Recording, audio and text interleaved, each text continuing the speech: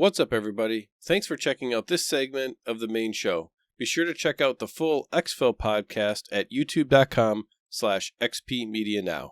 Next one is probably the most notorious trader to get rep up, but the next two that I wanted to talk about really quick are from Jaeger, and they're from Loyalty Level 3 Jaeger, which requires you to have unlocked him through tasks. You have to be level 22, 1.5 million rubles in spend, and you have to have his rep at 0.35.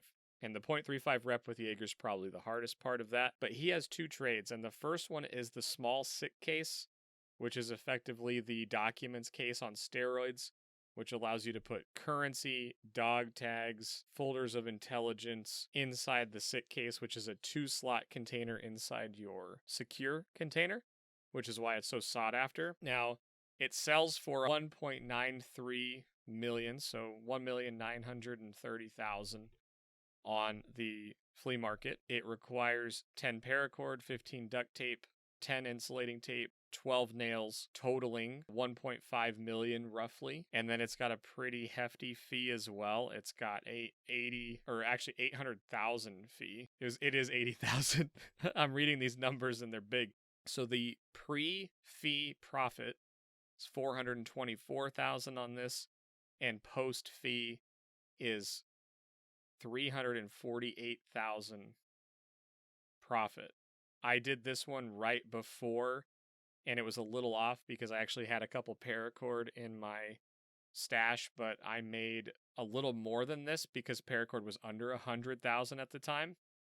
And so if you're using the numbers that I'm giving you, and I can post pictures of these spreadsheets in the Discord, but on this one I had the 10 paracords at 100,000, the 15 duct tape at 7,000, the 10 insulating tapes at 11,000, and then the 12 nails at 25,000.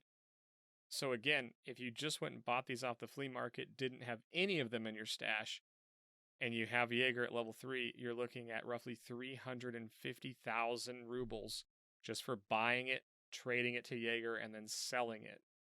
Now again, you need to check all of this stuff. I use a spreadsheet. I will go look at a sick case, see what it's selling for, plug the numbers in, and then I go look up paracord, duct tape, insulating tape, and nails, and I type in the price that they're selling for, not the lowest price that you see on the flea market. I look for like what the consistent price is that I think I could buy that amount for. So if I see paracord selling it, one of them's up for 90,000, and then there's like 10 of them for 105,000. I'm going to use the 105,000 number in my spreadsheet because I don't want to lose money. But anyway, I do this every time, and this is another one of those ones that once you have access to the trade, it's almost always profitable to do it with the sick case and the next one I'm going to tell you. Before you start buying the items, make sure you check to see how many of these are in stock with Jaeger.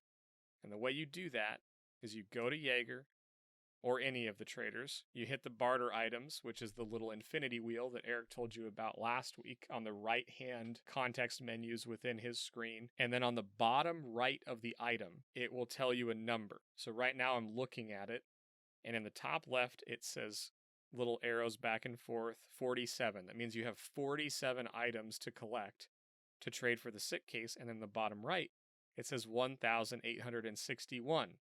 And if I refresh it, it's now 1,860. So that's how many left he has available to trade.